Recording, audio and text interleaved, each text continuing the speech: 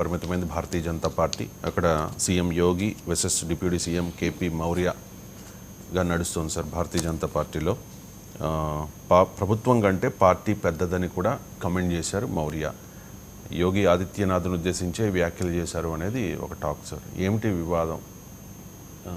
అంటే ఉత్తరప్రదేశ్లో యోగి ఆదిత్యనాథ్ను మార్చేటువంటి ప్రయత్నం గతంలో కూడా జరిగింది సార్.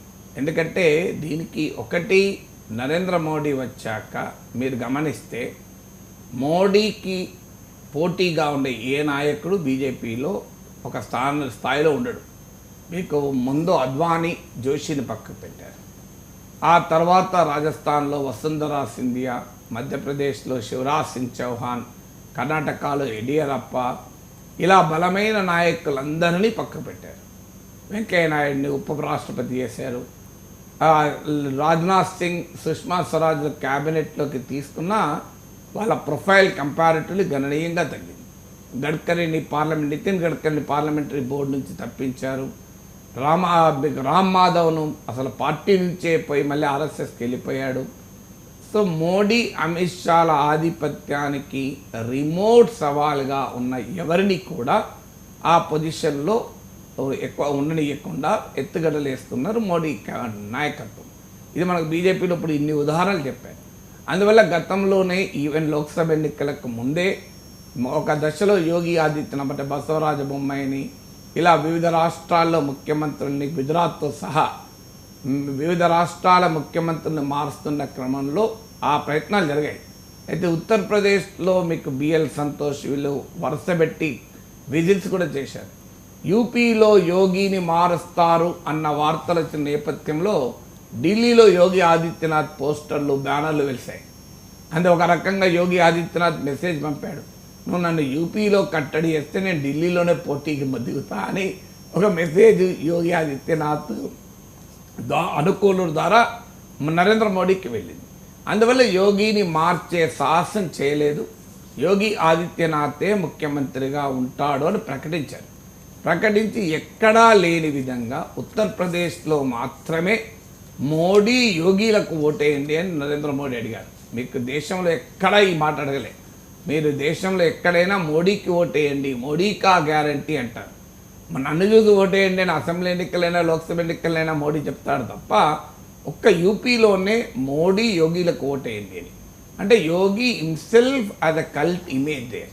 మీకు గతంలో కూడా ఆయనకు ఒక దశలో ఆయన మద్దతుదారుల గోరఖ్పూర్లో స్థానిక ఎన్నికల్లో టికెట్లు ఇవ్వకపోతే ఇండిపెండెంట్లుగా పోటీ చేసి కూడా వాళ్ళు బీజేపీ విజయావకాశాలు దెబ్బతీయగలిగారు.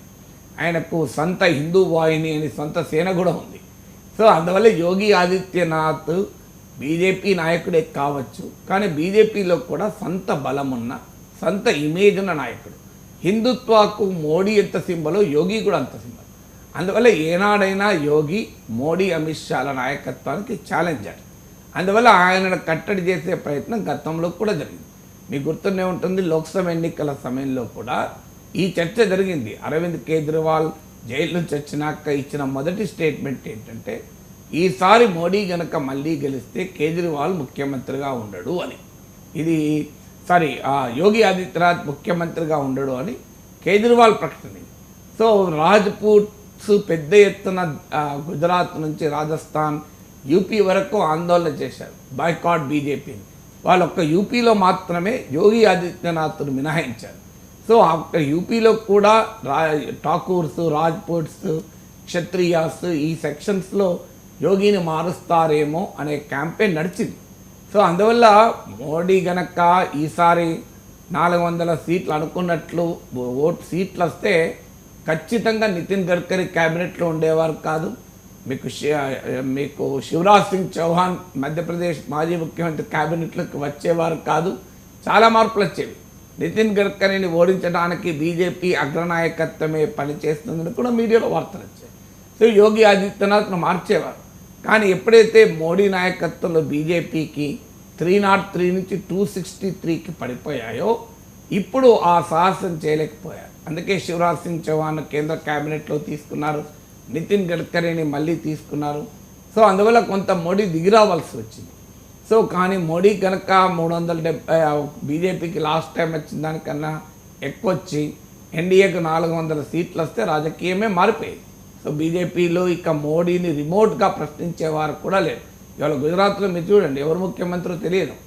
మనం అడిగారనుకోండి గుజరాత్ ముఖ్యమంత్రి ఎవరంటే మనకు పేరు కూడా తెలియదు.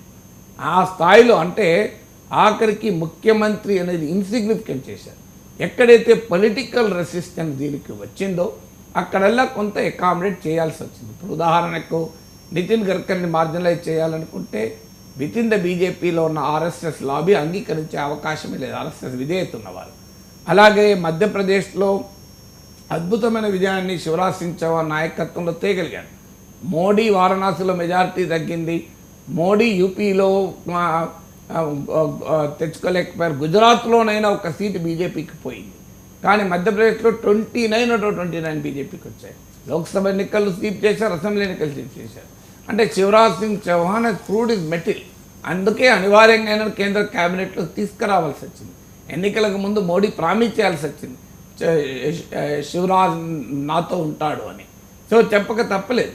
అందువల్ల మీకు ఇప్పుడు ఎప్పుడైతే ఉత్తరప్రదేశ్లో బీజేపీ దెబ్బతిన్నదో మోడీకి అవకాశం వచ్చింది. వాస్తవంగా 303 సీట్ల నుంచి పెరిగి ఉంటే ఈజీగా యోగి ఆదిత్యనాథ్ మార్చే ప్రయత్నం జరిగేది. మోడీ దెబ్బతిన్నాడు, కరెక్ట్. అది మోడీ దెబ్బతిన్నడం వల్ల యోగిని ముట్టుకోలేని పరిస్థితి రావచ్చు. కానీ యోగి నాయకత్వంలో బీజేపీ కూడా యూపీలో డెలివర్ చేయలేదు. అది ఇప్పుడు మోడీ అమిత్ షాలకు ఒక ఆయుధం అయిపోయింది. సో ఆ యోగి ఆదిత్యనాథ్ వ్యతిరేక వర్గాలకు అది ఆయుధమైంది. చూడండి, ఇప్పుడు మీకు సమాజ్వాదీ పార్టీ బీజేపీ కన్నా ఎక్కువ సీట్లు తెచ్చుకున్నారు. అందువల్ల ఇప్పుడు మోడీ కాగల కార్యం గంధర్వులు చేస్తారంటారు కదా, అందువల్ల మోడీకి కాగల కార్యం అఖిలేష్ యాదవ్ చేశారు. ఆయన యోగి ఆదిత్యనాథ్ను డిస్టర్బ్ చేయాలి అని అనుకుంటే ఆ పని మోడీ చేయలేకపోయాడు, ఎందుకంటే ఆయన బలం తగ్గింది కనుక. కానీ అఖిలేష్ చేయగలిగాడు. అందువల్ల ఇప్పుడు 2027లో అసెంబ్లీ ఎన్నికలు ఉన్నాయి. యోగి ఆదిత్యనాథ్ నాయకత్వంలో వెళితే మనం బీజేపీ అధికారంలోకి వస్తుందా? ఎందుకంటే బీజేపీ సీట్లు 62 నుంచి 62 నుంచి 33కి పడిపోయాయి. ఈవెన్ సమాజ్వాదీ పార్టీకి విడిగా 37 సీట్స్ వచ్చాయి, కాంగ్రెస్కి 9 సీట్స్ వచ్చాయి. సాక్షాత్తు నరేంద్ర మోడీకి మెజారిటీ భారీగా తగ్గింది. 6 లక్షలకు పైగా ఉన్న 4,79,000 నుంచి 1,52,000కు పడిపోయింది. రాహుల్ గాంధీ రాయబరేలీలో 4 లక్షల మెజార్టీతో గెలిచారు. అమేథీలో స్మృతి ఇరానీ ఓడిపోయింది. అందువల్ల యూపీలో వచ్చినటువంటి నెగటివ్ రిజల్ట్స్ వల్ల యోగి ఆదిత్యనాథ్ మోడీల మధ్య ఉండే ఈ కాంట్రడిక్షన్ కాస్త మరింత సీవియర్ అయింది. అందువల్ల యోగి ఆదిత్యనాథ్ను మార్చాలి అనేటువంటి డిమాండ్ మళ్ళీ పైకి వచ్చింది.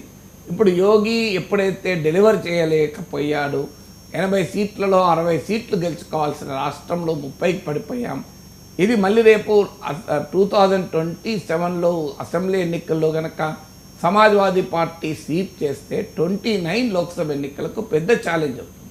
అందువల్ల చాలా ఈజీగా యోగి ఆదిత్యనాథ్ టార్గెట్ చేయడానికి అవకాశం ఉంటుంది. అందువల్ల యూపీలో జరుగుతున్న పరిణామాలు ఇవాళ కొత్తగా జరిగినవి కావు, అది ఎన్నికలకు ముందు నుంచి కూడా జరిగినవి. అందువల్ల Yogi Adityanath centred political developments ఇవి. యోగి అంత సులభంగా ఫీల్డ్ అవుతాడా? ఇప్పుడు ఎంత ఓడిపోయినా యోగి ఆదిత్యనాథ్ ఉన్న ప్రత్యేకత ఆయన బీజేపీ హిందుత్వ పాలిటిక్స్కి ఒక సింబల్, సొంతగా హిందుత్వ శ్రేణుల్లో ఆయనకి ఇమేజ్ ఉంది. సో బీజేపీ కోర్ ఓటర్ బేస్లో యోగి ఆదిత్యనాథ్ అపీల్ మీకు యూపీ దాటి ఉంది. కేరళలో బీజేపీ క్యాంపెయిన్ చేయాలన్నా యోగి ఆదిత్యనాథ్తే వెళ్ళాలి, తెలంగాణలో బీజేపీ క్యాంపెయిన్ చేయాలన్నా యోగి వెళ్తాడు.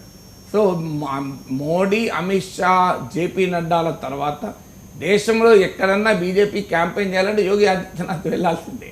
సో అందువల్ల ఆయనను డిస్టర్బ్ ఎలా చేయగలుగుతారు అనేది ఒక క్వశ్చన్ మార్క్. బట్ ఆ ప్రయత్నం మాత్రం ఖచ్చితంగా జరుగుతుంది.